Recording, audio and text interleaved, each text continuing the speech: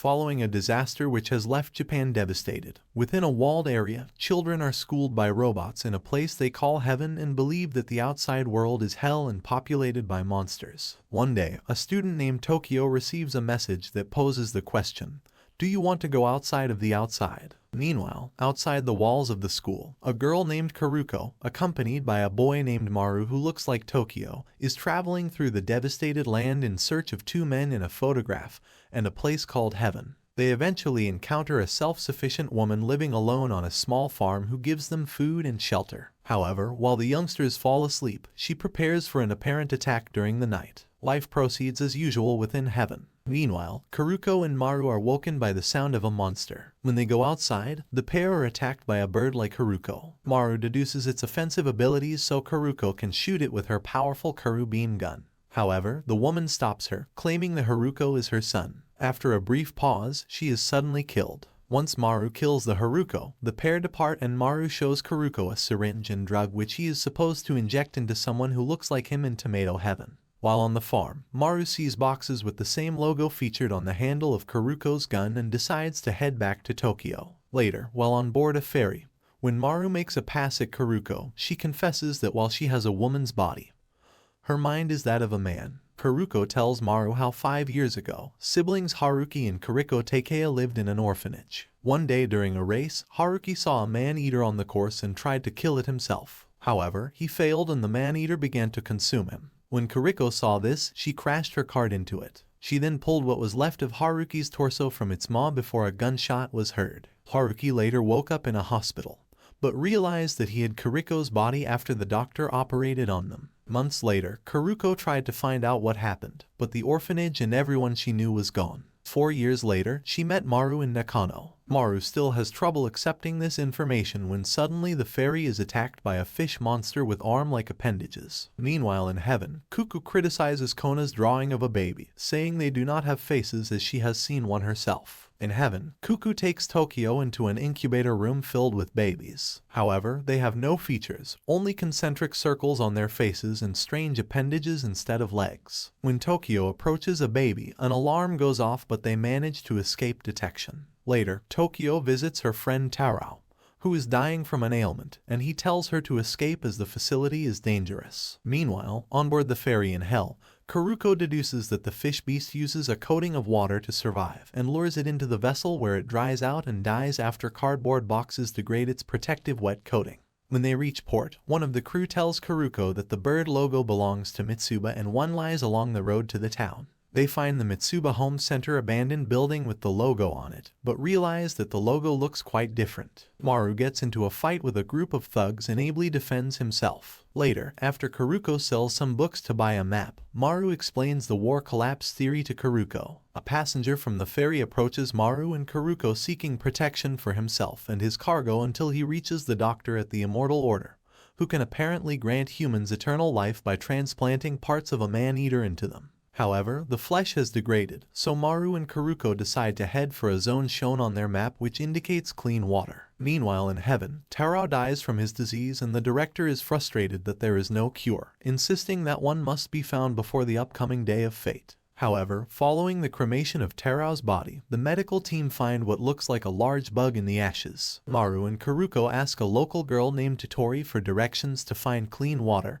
and leave their belongings with her. They enter an underground tunnel and are attacked by a monster. After Karuko stops it, they discover the monster is actually a wild bear. Karuko eventually kills the bear with a shot from her Karu beam gun. Later that evening, Karuko tells Maru that she suspects that the people they have met are trying to exploit them. Totori attempts to have sex with Maru in another room, but when he touches her breast, he detects the heart of a Haruko before he has to explain the embarrassing situation to Karuko. Meanwhile in heaven, Tokyo is advised to rest in the infirmary where she dreams that Asura appears before her, and that her body becomes covered in a red blotch. That night, she enters Kona's room where they declare their love for each other. Elsewhere, Dr. Sawatari finds evidence from a boot mark that Tokyo entered the incubator room. Hoping to make contact with the Immortal Order, Karuko creates a sign offering to kill man-eaters, during which a doctor orders that they be brought before him. However, they are approached by a group calling themselves the Liviamen, who are led by Mizuhashi.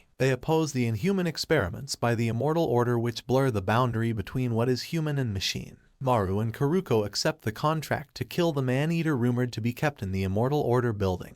They enter the basement while members of Liviamen hold a demonstration outside. However, Maru suspects that they are being set up again. They find a number of small dormant Haruko which Maru easily kills, but then Kuruko is hypnotized by a large one. She has visions of being overwhelmed and devoured until Maru brings her to her senses by kissing her. They are then met by a man wearing an eye patch who says he is Dr. Uzami and he asks for their help. The Liviamen members hold a demonstration outside the Immortal Order building. However, they withdraw once Mizuhashi falls on her head. As she lies unconscious, the new leader claims she has died and calls for revenge. Inside the building, Dr. Uzami takes Maru and Kuruko to see a young woman with amputated limbs being kept alive by machines named Hashio. He explains that she has a progressive disease which will turn her into a man-eater when she dies, and he asks Maru to kill her before that can happen. Hashio requests to see the sky, so they move her in the apparatus to the balcony where Maru uses his power to take her life. Before she died, Hashio left a final message for Uzami, which causes him to break down. As the Liviamen enter the building, Uzami's group heads off to find other quarters, but one recognizes Kuruko's photo of Robin as Dr. Inazaki from 2 years ago. As the group leaves, Uzami tenderly holds Hashio's body before he commits suicide. Some years ago in heaven, the being named Asura, who had the ability to heal and levitate, appeared before Kona to say goodbye before unexpectedly hanging itself. Meanwhile in hell, Kuruko finds that Uzami held a button with the bird logo when he died. Following a small earthquake, Maru and Kuruko encounter Juchai, who offers to sell them information. He tells them the 3 theories concerning the origins of the great disaster: a meteor, an alien invasion, and war. He then talks about living inside a walled town where he was used as a worker and breeding pig for the governing women before he escaped. After Kuruko dismisses his tales, she discovers that they are outside a Takahara Academy, which used the bird logo. When Maru and Kuruko investigate the abandoned building, Kuruko finds a document describing how it functioned as a type of school for orphans. Back in heaven, the director shockingly reveals Tokyo is pregnant. Maru and Kuruko accompany Juchai on a 5-hour road trip to the walled town to see if his baby is still alive. When they arrive there, they find the facility is seemingly abandoned. However, it is inhabited by a spider-shaped man-eater which can create a freezing cold environment. Once Kuruko manages to neutralize it, she, Maru, and Juchai are approached by 2 former breeding pigs who inform Juchai his child is still alive. After Juchai has an emotional reunion with his son,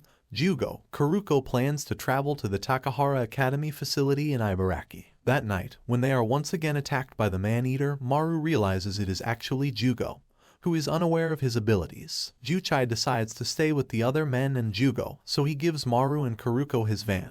Juchai later brutally kills the man who raised the alarm when he escaped from the walled town. Meanwhile in heaven, more children arrive at the facility. In heaven, Tokyo gives birth and the director discusses with Sawatari the possibility that the child of the 2 children may be able to resist the incurable disease which eventually affects all the children produced by Mina. As the director is in her 80 seconds, she plans to have her brain transplanted into the much younger deputy director, Ayashima, to see her plans through to fruition. Meanwhile in hell, Maru and Kuruko continue their journey in Juchai's van. At night, they see smoke in the distance and decide to investigate the next day. Back in heaven, Mimiheim befriends a lonely young girl named Oma. However, when she removes Oma's sunglasses, Mimiheim experiences a terrible nightmare. The children are later gathered together and informed that they will all be undertaking a test which will require them to reach the outside of the outside in their role as Haruko. On the day of the test in heaven, an explosion shatters their peaceful existence. The outer wall is breached and the children discover the world outside while inside the nursery. Sawatari become confused about which baby belongs to Tokyo. Meanwhile in hell, Maru and Kuruko come across a bustling marketplace, but discover that chips are used for currency. They go the Ministry of Reconstruction to register and obtain somewhere, where Kuruko discovers that Robin is there.